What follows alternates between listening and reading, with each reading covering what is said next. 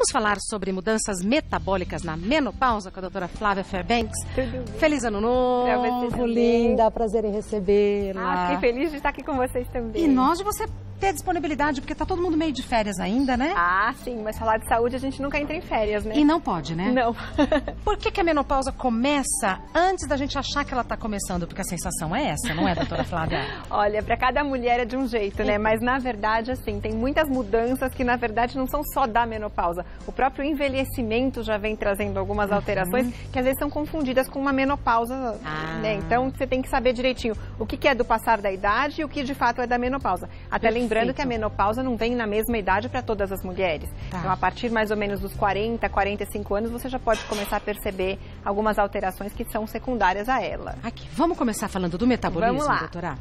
Então, o que a gente tem? O metabolismo, na verdade, é toda essa regulação interna do organismo. Como é que a gente faz para absorver e produzir energia para tudo que a gente precisa? E isso tem que ter um equilíbrio bastante adequado. Então, tudo isso daqui, que está na coluna da esquerda, o que entra no organismo, são as coisas que a gente precisa para produzir essa energia. E claro que tem que sempre priorizar uma energia boa, positiva, que não leve a danos o organismo. Então, todo mundo sabe que um ambiente mais oxigenado, ar puro, por exemplo. Muito melhor. Tomar água, muito líquido, quanto mais natural, melhor. Os alimentos mais saudáveis, né, ricos em substâncias mais naturais, sempre devem ser priorizados. E a energia química que é produzida secundária a tudo isso é que vai levar a gente a ter um pique para enfrentar o dia a dia. Perfeito. E depois que tudo isso acontece dentro do organismo, várias reações químicas ocorrem e precisam sair os produtos de degradação de tudo isso aqui. Através da eliminação, através do dióxido de carbono, que é o CO2, a gente elimina pela respiração. O suor, que é um mecanismo muito importante da gente eliminar toxinas, a própria respiração, a urina, as fezes e o calor produzido. Então isso tudo tem que estar muito equilibrado. Mas a menopausa, que é o foco do que a gente está falando hoje, pode ter um papel importante para deixar tudo equilibrado ou, por outro lado, desequilibrar tudo de uma vez e piorar os sintomas que às vezes já não estão sendo tão fáceis. Quer dizer, tudo que era automático e funcionava muito bem começa a ficar desregulado, bagunçado. Pode ficar desregulado, isso acontece em mais ou menos 50% das mulheres, então eu sempre falo. Boa. Tem sempre uma sortuda que fala assim, eu passei muito bem, não senti nada. Essa é uma sortuda de verdade. E tem os outros 50% que são aquelas mulheres que falam, nossa, eu não sei o que está acontecendo, que nada mais está funcionando direito. Que isso são decorrentes dessas mudanças das alterações hormonais. Nós temos outra imagem ou não? Sim, temos várias. Ótimo, porque com imagem a gente memoriza melhor. Fica mais fácil. Próxima imagem. E olha lá, principais inimigos do metabolismo durante a menopausa. E o bicho preguiça, sedentarismo.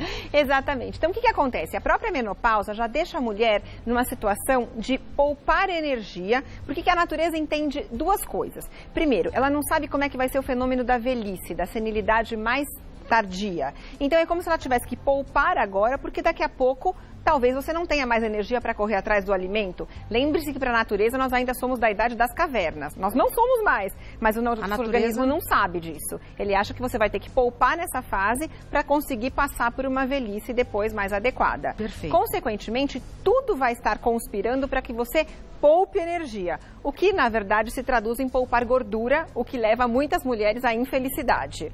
De qualquer maneira, o sedentarismo contribui ainda mais e ele pode ser agravado, porque às vezes a mulher, pelos sintomas da própria menopausa, ela já fica mais cansada. Por quê? Porque não dorme direito, tem onda de calor, acorda a noite inteira, então não tem aquele sono gostoso, reparador. Ou seja, durante o dia não tem disposição. Exatamente, acorda cansada. E se ela acorda cansada, que pique que vai ter para ir para a academia? Super compreensível. Muito difícil. Consequentemente, poupa mais energia, ou seja, gasta menos ainda e acaba engordando. Então, o sedentarismo é o inimigo número 1. Mexa-se para manter um corpo ativo e o peso adequado.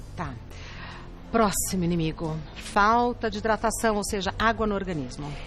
É impressionante como as mulheres têm um hábito ruim de beber água, desde sempre. Assim? Hábito ruim de beber? O hábito, na verdade, a gente deve beber água, mas assim, a gente tenta se poupar. Isso acontece desde a infância. Para você ter uma ideia, se você vê as meninas brincando, normalmente... Já vou pegar minha água. Foi ela... Eu vivo com o copinho, mas é por causa do ar-condicionado. Exatamente. Mas o que acontece? É muito comum numa população de crianças, de meninas, você ter sempre aquela menininha que está trançando as perninhas e não quer perder tempo para fazer xixi.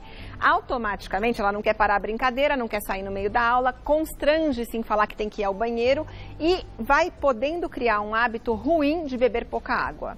Nessa fase, o organismo precisa de muita água, porque ele está produzindo muita toxina. Se você já tem um hábito ruim da vida toda, você vai acabar bebendo menos ainda. Que foi um hábito da vida, você leva para essa fase. Exatamente. Então, a gente precisa priorizar a educação infantil já, de estimular as meninas a beberem água e que isso se leve para a vida toda. Nessa fase, quem não bebeu água, então está perdido? De jeito nenhum. Mas comece a andar com a garrafinha. Esse é um hábito muito saudável, porque o organismo precisa eliminar as toxinas. Lembrando que o suor é um método de eliminar. Outro engano importante das mulheres... Só um parênteses. E estando com a garrafinha, porque às vezes a gente esquece de tomar água. Estando com a garrafinha, a gente lembra e vai dando pequenos golinhos ao longo do dia. Sem dúvida. E você acaba chegando na condição adequada, ou na quantidade adequada, de cerca de 2 litros de água por dia. Não vale suco, não vale refrigerante, é água. Aí você está realmente hidratando o teu organismo. Um outro senão que eu acho importante a gente falar aqui é que é muito comum as mulheres acharem que estão suando muito na fase da menopausa porque bebem muita água e começam a reduzir mais ainda essa ingestão. Então é importantíssimo falar, isso aqui é um mecanismo para eliminar toxinas e deve ser estimulado. Então quanto mais transpirar, melhor, mais está eliminando. Sem dúvida, sem dúvida. Tá. Próximo inimigo... Maus hábitos alimentares. Eita, e aí? Aí a gente entra num terreno perigoso, porque o que acontece? Outros sintomas da menopausa bastante frequentes são: a mulher pode ficar mais angustiada, mais deprimida. É comum, as oscilações hormonais podem levar a esse tipo de sintoma. Muitas delas acabam descontando na comida e começam a se permitir pequenos prazeres, que falam assim, antes eu evitava, mas agora eu não quero mais evitar. Chega, porque cansei. Chega, tô cansada disso e assim por diante. Nesse cenário, já pensando num organismo que está poupando energia e facilitando o ato de engordar, pode imaginar o estrago que não faz os hábitos alimentares ruins, né? Então é mais um cenário difícil para a gente lidar. Perfeito. Próximo inimigo. Problemas hormonais. Mas aí o que a gente pode fazer, doutora Flávia? Então, os problemas hormonais, eles são naturais no sentido de que a menopausa é caracterizada pelo declínio da produção hormonal. Porém, para as mulheres que estão sintomáticas ou passando mal pela menopausa, precisa ter uma avaliação ginecológica adequada para saber se ela não pode contemporizar esses problemas, por exemplo, repondo hormônios nas mulheres que tiverem indicação para isso. Então é possível também equilibrar. O equilíbrio adequado e de maneira que ela restaure a qualidade de vida. Uma dúvida.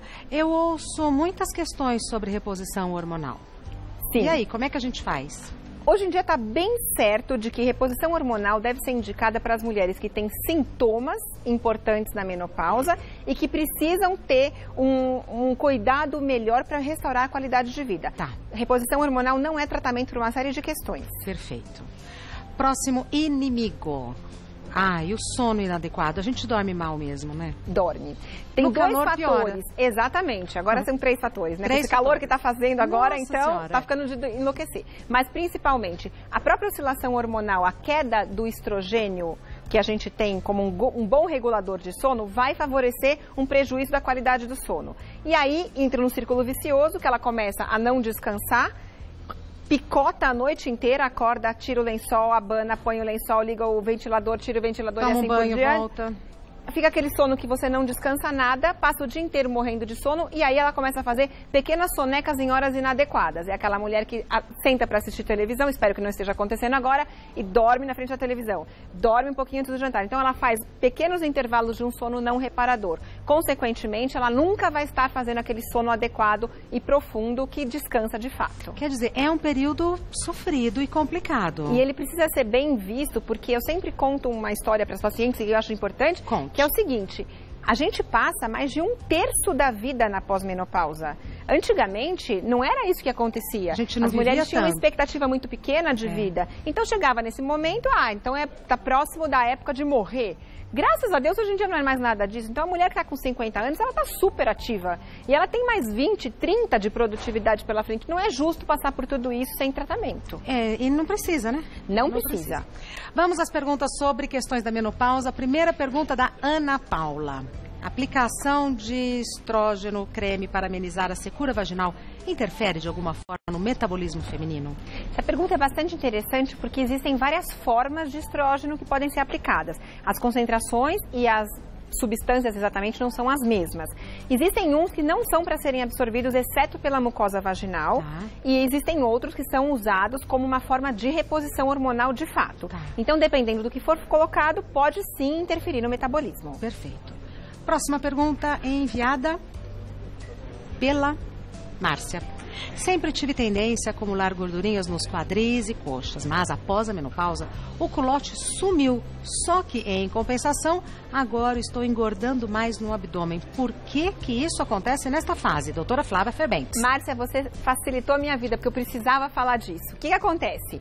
Você está percebendo exatamente a alteração metabólica mais importante, que é a mudança da estrutura da distribuição da gordura do seu corpo. Então, na menopausa, o corpo feminino vai se aproximar um pouco mais da estrutura masculina. Para você ter uma ideia, a mulher antes da menopausa, a gente fala que ela tem um formato de pera. Ela é fininha em cima e mais gordinha embaixo na parte do quadril, que é justamente o culote. Após a menopausa, a gente fala que ela vai ter um formato de maçã. Ela fica mais redondinha, então ela acumula muito mais gordura que na região da cintura abdominal. Essa gordura não é boa, é a gordura visceral, que está relacionada ao aumento de risco de doenças cardiovasculares, de diabetes, de hipertensão. Então isso tem que ser combatido através de uma alimentação adequada e exercícios físicos. Perfeito. Próxima pergunta da Cláudia. Utilizar a pílula anticoncepcional por um longo período pode favorecer o desenvolvimento de algum problema metabólico quando eu estiver na menopausa? Não, Cláudia, você não precisa se preocupar com isso, porque a pílula anticoncepcional tem uma concentração bastante conhecida de hormônios, são hormônios sintéticos, e ela não está inibindo o seu ovário da produção dos hormônios básicos que vão assegurar a transição da menopausa mais tranquila. Então, a pílula anticoncepcional não vai atrapalhar o fenômeno da menopausa de jeito nenhum. Ótimo. Próxima pergunta. Carmen, dietas rigorosas são recomendadas nesta fase para manter o metabolismo acelerado? Boa pergunta também, né? Boa pergunta também. Então, na verdade, Carmen, tudo vai depender do tipo de dieta. Claro que a gente tem uma gama de dietas aí no mercado, mas o ideal é você fazer uma dieta equilibrada. O termo tem que ser equilibrada e não rigorosa. Rica em vitaminas, proteínas, carboidratos de uma origem boa, né? São aqueles açúcares bons. O seu organismo vai precisar de tudo isso. Lembrando que ele vai estar numa fase de oscilação hormonal, então quanto mais natural for a sua dieta, melhor. Tá. Próxima. Marta, ter algum distúrbio na tireoide, como por exemplo hipotireoidismo, pode ocasionar mais problemas no metabolismo durante a menopausa? Hipo e hiper, pode? Exatamente, os dois, na verdade, Marta. A tireoide, quando ela não está equilibrada, ela vai trazer muitos sintomas que podem ser confundidos, inclusive, com sintomas da menopausa. Agitação, o hipotireoidismo, no caso, lentidão, perda de peso, aliás, ganho de peso, né? Dificuldade na perda de peso, o intestino muito mais preguiçoso. Tudo isso você pode falar, mas será que é da menopausa ou da tireoide? Então, uma premissa básica é, antes de começar um tratamento de menopausa, dá uma olhada nessa tireoide, deixá-la ajustadíssima. Depois a gente enfrenta os fenômenos de menopausa. Para o hipo e para o hiper também? Os dois, na verdade. A tireoide é uma glândula que ela precisa estar sempre alinhada com os órgãos reprodutores. Então, ela tem que estar equilibrada. Tá. Mais uma pergunta. Simone, existe alguma relação entre metabolismo lento pós-menopausa e câncer? Simone, isso também facilitou minha vida, porque esse é outro aspecto que a gente precisa conversar.